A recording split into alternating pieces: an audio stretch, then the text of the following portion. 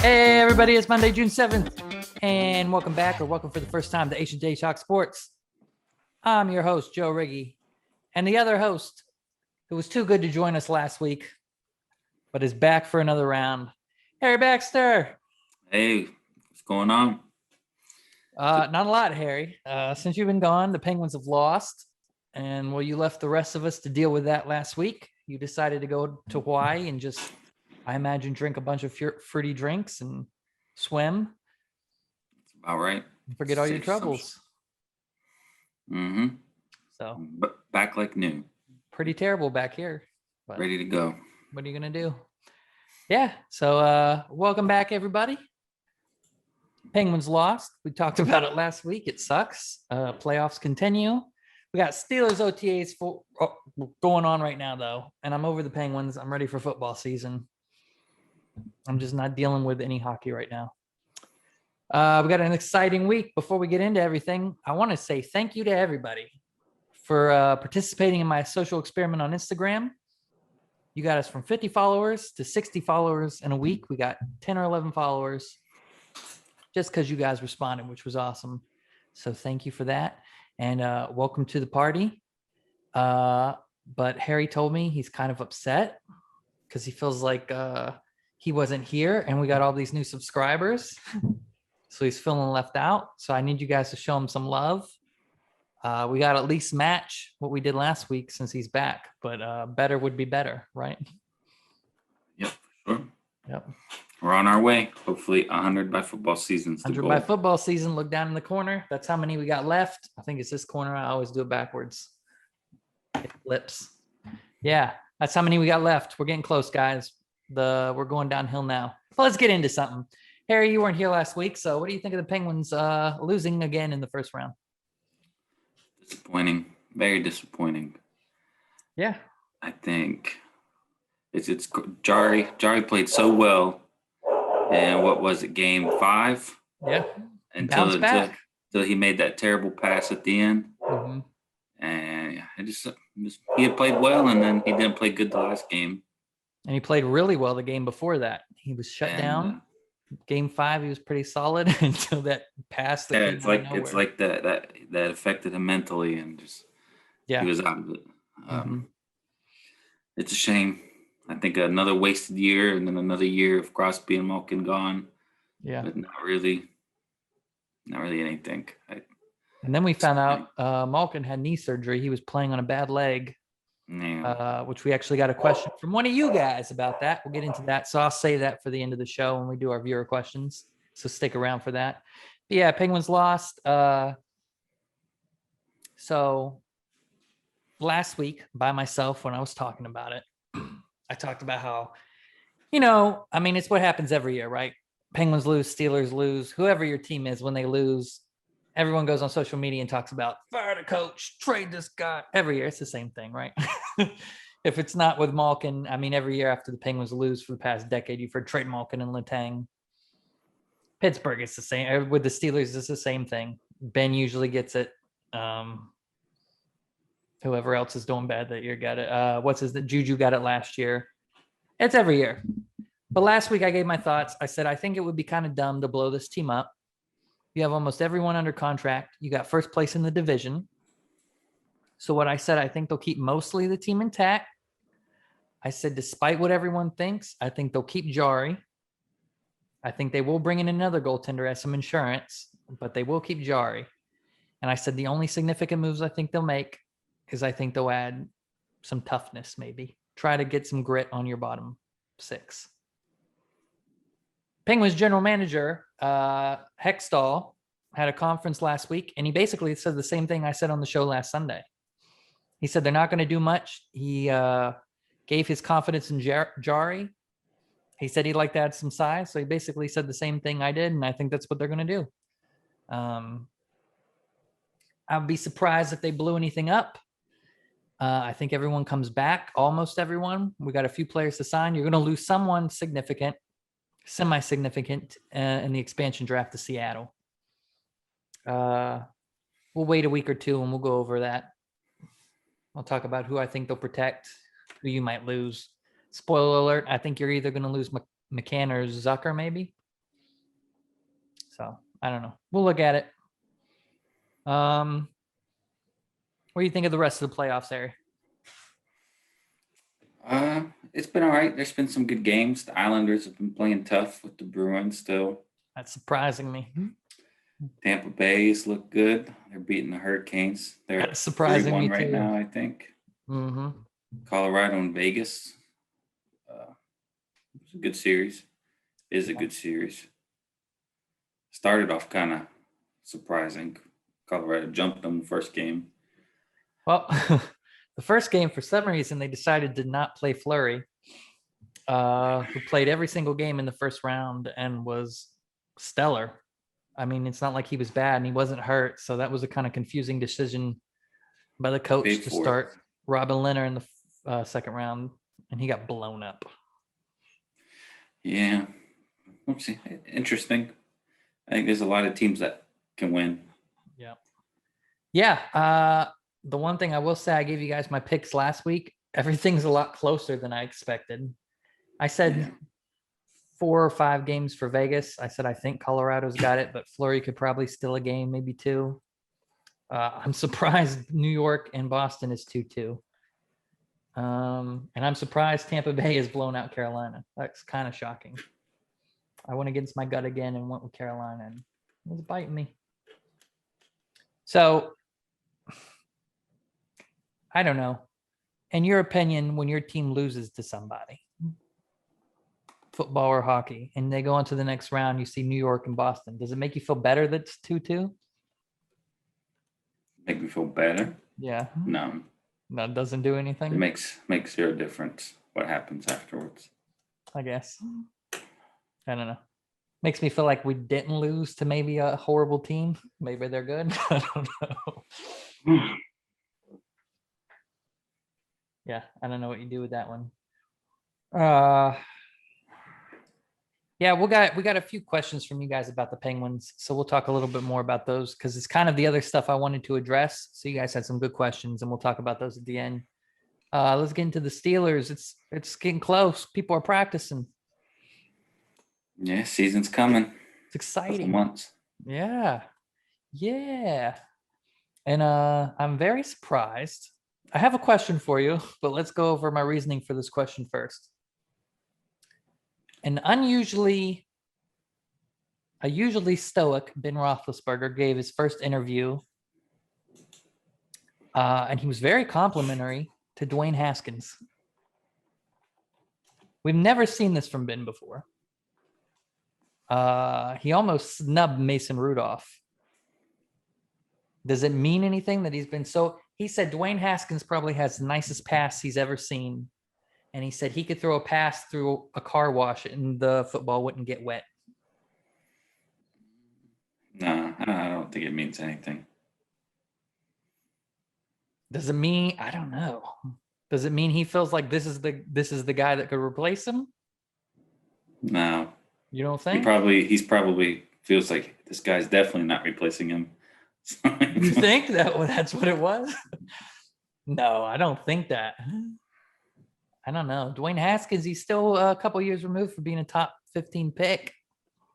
Man, but that was based off of college. He hasn't done anything in the NFL. Well, that's because he's been worried about strippers and stuff, though. It's a different level completely. Well, I don't have much faith in him. You kind of ruined the question I had already then, Harry. I was going to say, I guess it's still speculative. Okay, let's just pretend Dwayne Haskins is really good. So in any universe, does Dwayne Haskins start this season? Start the season? Yeah. Or start a game this season? No, start. So I'm thinking, okay, so just pretend Ben wasn't being nice. Let's say Dwayne Haskins came to play football and he shows out in training camp and he's clearly the better quarterback. Like there's no denying it. Does Ben get the benefit of the doubt anyways and start no matter what? Or is there any way Dwayne Haskins can work himself into the Bills week 1? No. You don't think? I think the most he could do is give Big Ben a short leash. That's about it. I don't think there's any. That's what I think too, unfortunately. I don't think I there's like any. the fact that the Steelers are an organization that's always been very loyal, but at the same time, it's bit them in the back a lot. Yeah. No, I think the most that could happen is if Haskins does really well in practice, looking really good, shows up good and every day, and they make a real short leash for Ben in the beginning of the season, and if he throws a couple bad passes, you put him in and see. But there's no way. I don't see him overtaking them starting. You've already said a couple times that you thought perhaps he's the one that finishes the season as the Steelers QB. Maybe Ben gets hurt or Ben declines. But no universe does he start this season. No, I don't think. I Not don't think so realistically. either, unfortunately. I don't think there's like a QB competition going on for them. I think he's more fighting for a backup role. Yeah. And I think he knows that as well. Maybe this was another snub to Mason Rudolph, who Ben's never seen. Maybe this, instead of Ben's way of complimenting him, saying, you know, you could take my job someday, this was his way of saying, this is my backup. Because we never heard him say a word ever about Mason Rudolph. Ever. Maybe. When he was pressed about it, he said, oh, yeah, we have a fine relationship. But he's never said anything about Mason Rudolph. Yeah, we'll see. I don't even know if Mason will be on the team when the season starts. No. I don't know. Who knows? Another report, though, I think this was part of Ben's interview or something. He said that the running back coach had to tell Najee Harris it was time to go home because I guess Najee's spending so much time in the training room going over videotape. He said, man, I got to go home and see my family. We got to go. That's a good sign from the running back, right? He's putting in the work. Yeah, he's doing everything right so far. Yeah, big news, I hope. Another Steelers news this week. Malik Hooker came to talk to the Steelers. Well, before we get into what I think's happening, you like that pickup? Malik Hooker? Yeah, it could work. I don't think he's a game changer. Yeah. But that's a position we could use some depth in, though. We could take him. I don't see any problem with it. Harry doesn't seem happy about Malik Hooker. It's not. It doesn't move the needle for me. Well, I got good news for you. Based on his Twitter, it doesn't sound like he's coming to Pittsburgh. At first, it was really hype. He put a picture of him on the plane. Steelers fans were like, yeah, he's coming. He was liking all the tweets. After the meeting, he's posted some very depressed tweets on Twitter talking about how it's all God's plan. He'll find a way. People kind of. So I'm guessing the meeting with the Steelers didn't go well. He's a playable guy, but he's not. Yeah. Well, it doesn't seem like it went well for his tweets afterwards, so I don't know. Julio Jones going to the Titans. You already had Pittsburgh losing against the Titans, I think. Yeah, it's a good pickup for them. Yeah, it makes them tougher. You hate to see him go there, I guess, of all places. Derrick Henry. Mm-hmm. A big-time receiver like Julio. Yeah. Good for him. That makes that week tougher. I picked them to win that one, but it'll be a little rough because he's used to playing with the Falcons and being in a more passing-oriented offense. So it might want to Tennessee. It's going to be a run first, but he'll get his looks. I mean, teams will pack the box to stop Henry. So he'll get more. Or vice versa, teams will worry about Julio and it will open up things. Give Henry more of a chance. I mean, that's really why the Steelers beat him last year. I mean, we really just kept Henry from running, and then they really didn't have any other plays. So this definitely adds a dual threat to that offense. And it'll help A.J. Brown.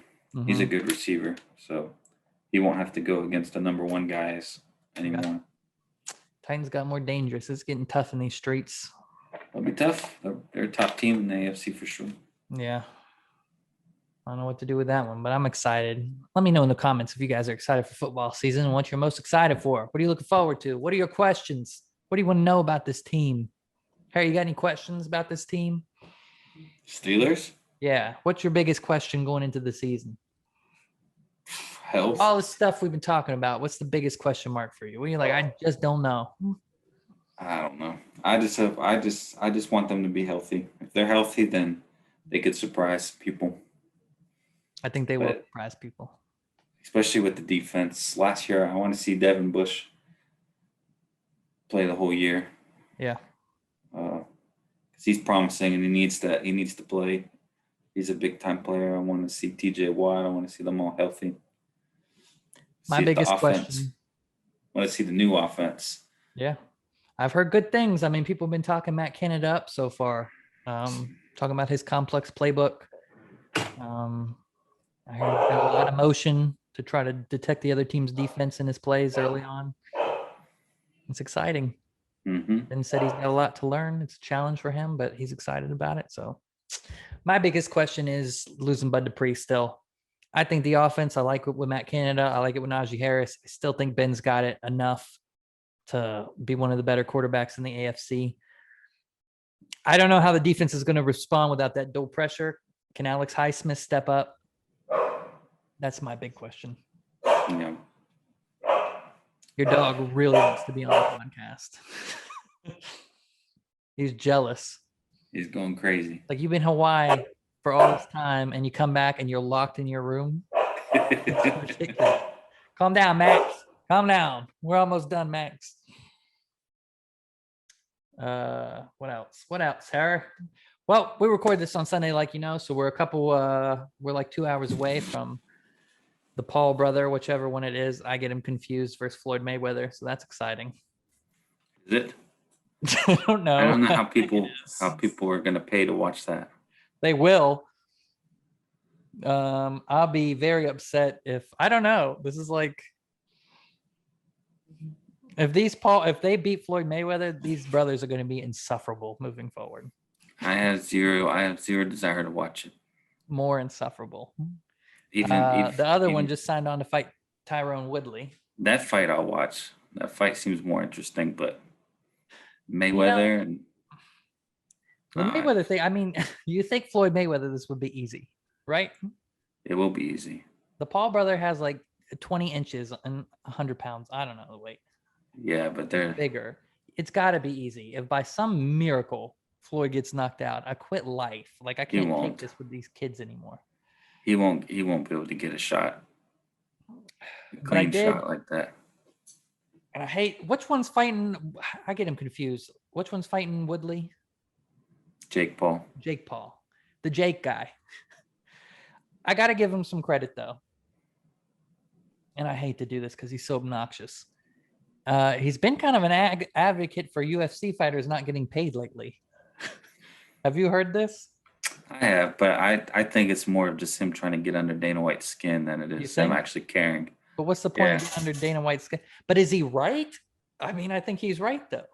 I mean, I agree. I think that's the UFC. Yeah, apparently the UFC, the fighters make the lowest percentage of revenue from any sport. Yeah. I mean, he's been saying these guys, you know, they go out on the line, they could die. You see what happened with what's his name's leg, and they're making no money.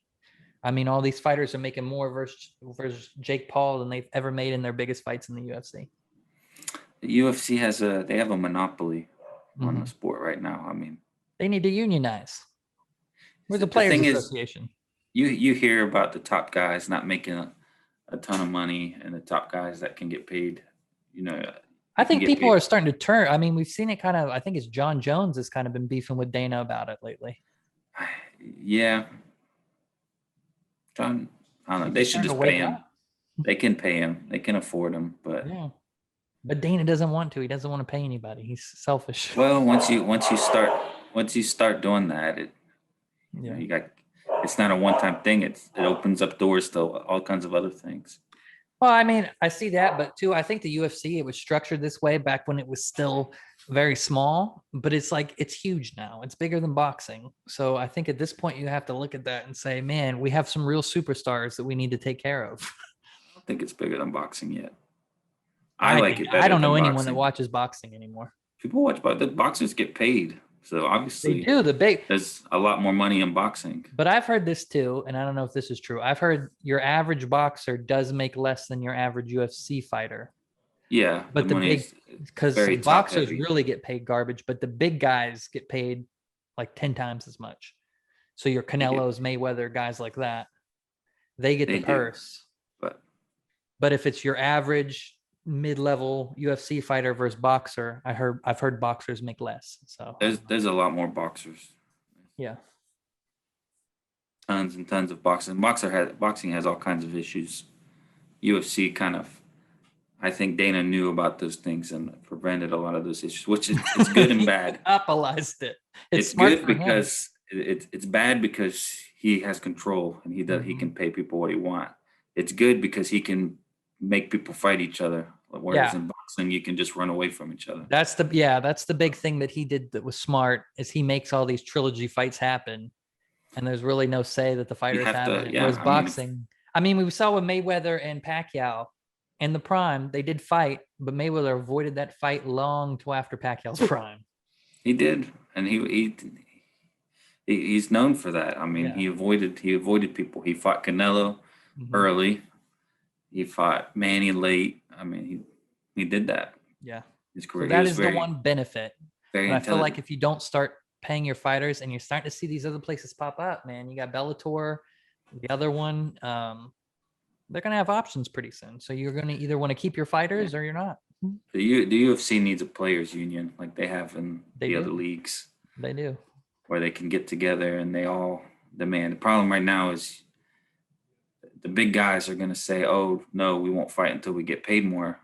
And then there's other guys that are making, you have 20 other guys that are going to take that title fight. 20 and 20 to fight. And they're going to fight because they need it to survive. Yeah. They have to pay for the gym. They have to pay for training. They have to pay to live. Mm-hmm. They have to fight. So exactly. That's where you have issues. And that's where you need a union to kind of all be on the same page and make it happen. Otherwise, someone's always going to come and fight.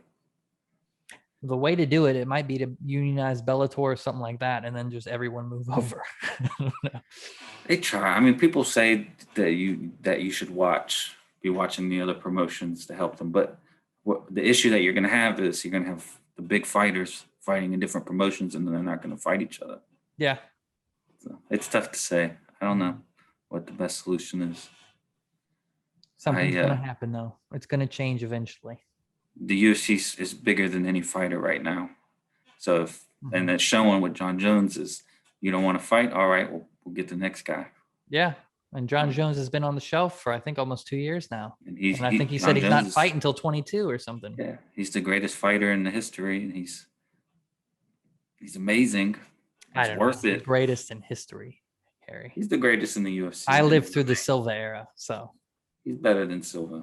I don't know. Silva in his prime was pretty exciting. Silva was exciting. John Jones isn't the most exciting fighter. But the guy's been fighting nothing but title fights for 10 years. You got to give it to him. Yeah, that's true. There's a difference in having a long run and the competition goes up. But this guy has been the champ for the last 10 years, fighting the top guy every single fight. So while he hasn't been as dominant, he's won. It's almost like Khabib now. It's because we're going to miss the rest of his prime when the time he comes back after 2 years off. Well, that's part of that's why I like John Jones over Khabib, because Khabib was great and he was more dominant. But he never fought. But he only defended it 3 times. Yeah. He didn't move up weight. He didn't go down in weight. He fought in the same class. He didn't off every Ramadan. He didn't give any prime fight. Nobody got to have a rematch with him. Yeah.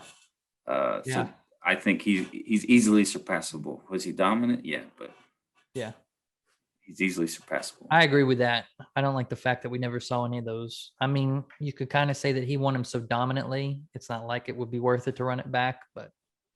Yeah, but there's guys that deserved it, and you only defended 3 times. You didn't give anybody else a chance. Yeah, I agree. If you want to be the best ever, that's why I like Usman. Usman, he's been dominant too. Mm-hmm. He beat everybody. He's coming back again and beating everybody. That's worth something. Yeah, and it is. Go up in weight, so Yeah. That's where, and he's has a loss, and I would still put him over Khabib. Yeah. When you're right, you're right, man. When you're right, you're right. Well, another day. Card next week. Okay. What's next week? We got a UFC card next week. Oh my goodness. I can't keep up. Bring it up, Harry. Who's next week? Who's next week? It's Adesanya and Vettori. Hold on, let me pull it up. Man, this fight came up fast. I feel like we've been rolling through these fights this year. Well, Vettori fought. He fought Kevin Holland not that long ago. Saw a Sonya fight. We talked about that on the show. That wasn't too long ago. And Adesanya, he wanted to fight in June and pretty much said take it or leave it. So he took it. It's a good card. Yeah, Leon Edwards, Nate Diaz is back. That should be an interesting fight. The rematch of Figueiredo and Moreno, which was a draw last time. Oh, yeah. Maya and Muhammad. Paul Craig, Jamahal Hill. All right, who we got in this one? Who we got? We doing predictions? Oh, yeah, we got to. Got to run through these real quick. Even though I can't think of Paul Craig and Jamal Hill off the top of my head.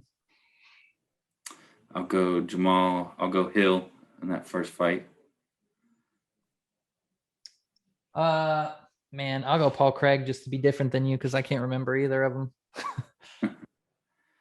And then I like Maya for the upset over Muhammad. Yeah, I'm gonna go with Maya there too. I think he's gonna get him on the ground, and he's gonna get him. Yeah. Edwards. Yeah, I think that's an easy one. Nate Diaz hasn't looked like himself in his past few fights. I'm going Edwards. I like Figueiredo. I don't think he's gonna gas out this time. I'm gonna go opposite on you in that one too. I'm gonna go Moreno. Let's see what he's got. Just so we split it. He fought really good, but he took some damage last time. Yeah. I don't think it. I don't see it. It could happen though. And Vettori and Adesanya. Stylebender for the win. This one's close for me. I like the last fight was kind of close. I think the blueprint to beat Adesanya is out there. It's just a matter if he can take him down. I think this is Asanya's chance to really. I mean, he's heading on his way to superstardom. He's killing everyone. He's got the personality. He's got the image. He made a big leap his last fight. It didn't go well. I think he's got to bounce back here, and I hope he knows that. So I think big fight for him. I mean, this is a huge fight for him. If he loses 2 in a row, this completely changes the trajectory his career is headed, I think. Oh, yeah, I agree. He goes from being, the next one. Next big stuff. Yeah, I'll probably go Adesanya. But it's closer than I think a lot of people are giving it. Yeah. I just think this is a must win for him. It's a pretty big fight. Vettori's pretty good. I like Vettori. Yeah. I think if he gets him on the ground, he's going to beat him. But we'll see. That's a big if. June 12th, next Saturday. Exciting. Hopefully this one will roll like the last 2 have, so I don't have to stay up too late to watch it. We'll wrap that up by 12. Let's go.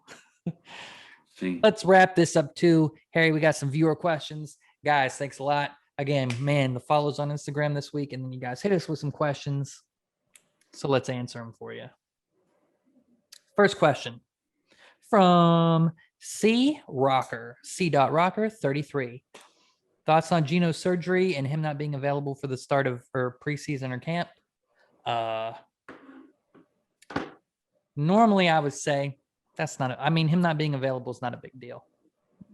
He's a superstar. He's still going to be. Why I think this is a big deal is because I think it's a pretty serious surgery. They haven't revealed exactly what it is yet, but I get the vibe that it could have been like him playing in the postseason was basically risking the rest of his career, not having the surgery right away. So I get the feeling it's a big deal. I mean, he's 34 years old. So him not starting the season, not a big deal. The big deal is, can he fully recover from this? And if he does come back, is he going to be the same Geno? Is he going to be as effective? It's already getting harder for the old guys like Crosby and Geno to keep up with these young guys because the new NHL is fast.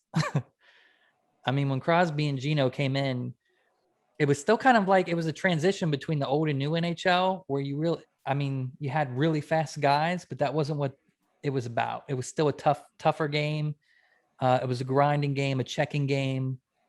Fast guys had an advantage, but it wasn't huge. Now, every single kid that comes into the NHL is like 10 times faster than the rest of these guys. So, I mean, Crosby and older guys like that from that generation, they're already having problems keeping up. That's why I think you're seeing them not be quite as dominant as they used to be because of the speed. And now with a surgery like this on his knee, could be tough to recover from. So, yeah. Next question, 204, Noah Knight _ let me get his name right. 204 _ Noah 19 on Instagram asked, would you like the Steelers to add Richard Sherman? We talked about this a little bit last time, Harry. What do you think? Yeah, I'm not against it. He's a good player. He's not shut down. He's not going to, be I don't know what the word I'm looking for. He's not what he used to be. He's not going to make the Steelers defense. He's not going to move the needle. He's not going to make them one of the best defenses in the NFL, but he's a good player. He's a solid player. He's definitely playable. He could teach the younger guys a thing or two. I like his mentality when he plays. Yeah. But Harry's catchphrase this week, move the needle. It's move like the fourth the needle. time he said it. Everybody put move the needle down in the comments. Hashtag move the needle.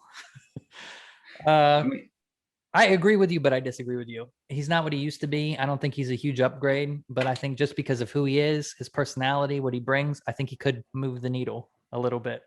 He'd be good, but he doesn't match up. He's not going to guard Marquise Brown. He's not going to guard Odell. No, he's not going to be able to guard Odell. Odell's not what he used to be either. I think he's a good depth. I think he's a depth player. He adds depth to a position we're kind of short in. So anybody like that's a good pickup. I just like it from his personality and who he is and what he brings to the team. He's kind of got that winner's mentality. I think that's good for the Steelers, and I think that moves the needle more than what he brings to the field, right? This guy. Hashtag move the needle. We got one more question. Let me find it. Okay. This is from SethMan8. What does Hextall do if he is keeping the core? So as I said earlier, Hextall kind of basically said what I said last Sunday. He plans on keeping the Penguins together, keeping the core, keeping almost everyone. What does he do? I need you to remember the Penguins finished first in the division. Had some bad goaltending in the playoffs, and they ran into a goaltender that was playing the best goaltending of his entire life. It's just bad luck, guys. I know it sucks to hear that, but sometimes it's really bad luck, and there's just nothing you can do about it. I mean, in that game 5, we outshot them almost double. It was like 58 to 30 shots or something. So this team, I assure you, is still pretty good. We're getting older. I think what Hextall does is you do bring in a goaltender to compete with Jari. You're not going to get rid of Jari, but you got to bring someone in for assurance. There's some good older veteran goaltenders available that you could bring in a backup or 1A, 1B position. And if Jari gets nervous again, you got a guy. I think he'll add some grit. On your fourth line, you need a little more size and toughness. And that's basically what I think he does. I don't know. Maybe add a defenseman because you might be losing Cody Ceci. Pettersson wasn't very good this year. So if I had to say anything, I think Hextall should add a defenseman. Someone that can play. I don't know. Top 4 defenseman. You're going to get a depth and grit player and get a veteran goaltender to shore up Jari in net. That's what I think, guys. Harry, sound good? Yeah, I don't know what the best thing to do is. I would lean more towards coaching change, but Well, they won't yet, but I think kind of going into this season, the consensus headed into this season was Sullivan would be the first coach fired this year. you don't have years to waste. Yeah. And I get it. It's unlucky, but you don't. Man, you gotta make it. You gotta make your luck. You gotta make a change. You gotta do something. You're gonna go back in there with the same team that hasn't done anything for the last 3 seasons. Yeah. In the postseason, something's got to change. Well, I think he'll keep it pretty close to what it is. You'll find a goaltender, but next year, if nothing happens, next year is the year this team's going to get blown up for sure. If they can't make it again, Crosby's going to be 34, 35, Malkin 36, coming off massive knee surgery. So this might be the final season of the Crosby era. Crosby's going to retire a Penguin, but the Crosby era, meaning Crosby, Malkin, Letang, this is it, guys. And even if they keep all these guys till they retire, which they still might, if things don't go well this season, I think they're going to transition from a win now team to a future team. So you might still have Crosby, Malkin, and Letang, but the rest of the team's going to get blown up, and I don't think you're going to be fighting for a cup anymore. I think it's just going to be these guys riding the next era of trying to build a next team. So that's it. This is your year, guys. People have been saying it for 10 years, but I think this is really the final year of what we know as the Crosby Malkin compete for a cup era. Whether it goes bad and they get Letang or Malkin gets traded next year, or whether they keep all those guys and then just dump everyone else. And I don't know. That's it. That's it. I don't have much confidence for the postseason. And we haven't even got through next season yet.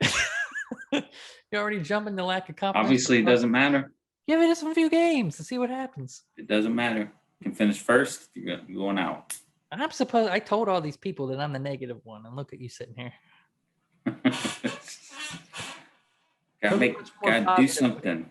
I'm the negative one, and I got the Steelers winning the division and telling everyone. What's the definition of insanity? Doing the same thing over and over again and expecting different results. Yeah. Hey, that phrase doesn't move the ticker for me, honestly. I don't know. We'll see. Hey, we still got a trade deadline. So we can make some moves before the playoffs next year. We got a long off season to go. We got a draft. We'll see what happens. If you say so. We got some good young guys, Nathan Laguerre and Sam Pouillon, who are in the minors. I think a big move might be making room for those guys in the NHL next year. That would be my move. I think that would be better than adding someone from the outside. They're big and fast, and they can play. Hear me out. Mm-hmm. We're gonna create some space, and we're gonna make a signing. Okay. You know who I have in mind? Who? An old nemesis. Ovechkin. That's a lot of space, Harry. That's a lot of space. That would be something. Malkin and Ovechkin on the same wing, though. Make some space. Make it happen. Talk about a power play. Crosby down below, Malkin on his left side in his favorite spot, and Ovechkin on the left side in his favorite spot, Malkin on the right point. Scary. Let's make it happen. Bring the excitement. I wouldn't hold your breath for that one, but now. We can dream for a month. Might have to clear out Malkin and Letang for that one. Would you let go of Malkin for Ovechkin right now? Mm-hmm. No. Malkin smuggled himself out of Russia from the Russian mafia to play for the Penguins. Here we go again. That's loyalty. He loves Pittsburgh. I can't turn that down. He could suck, and I'd still want him on my team until he retired. I can't. When you smuggle yourself to play for the Penguins out of your own country, out of the KGB, no. People get shot over there for less than that. Okay. It's dangerous over there. He took a risk. Okay. He couldn't go back to his country for like 4 years or something like that. So. My man's a Pittsburgher. He stays. I like Letang too, but I might get rid of Letang. I don't know.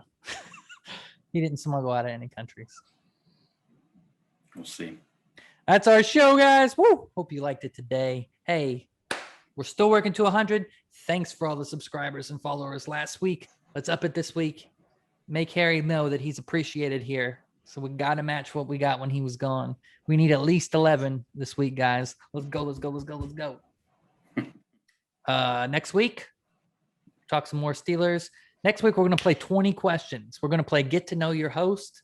We're going to do 20 questions for me and Harry. So tune into that. Harry didn't know this, and he looks very unsettled. They'll be very good questions, I assure you. So tune in for that, everybody. Subscribe, like H&J Talk Sports. You can also listen to us on Spotify and your favorite podcast platform. Next week, we'll be going over UFC 260. Is it 3?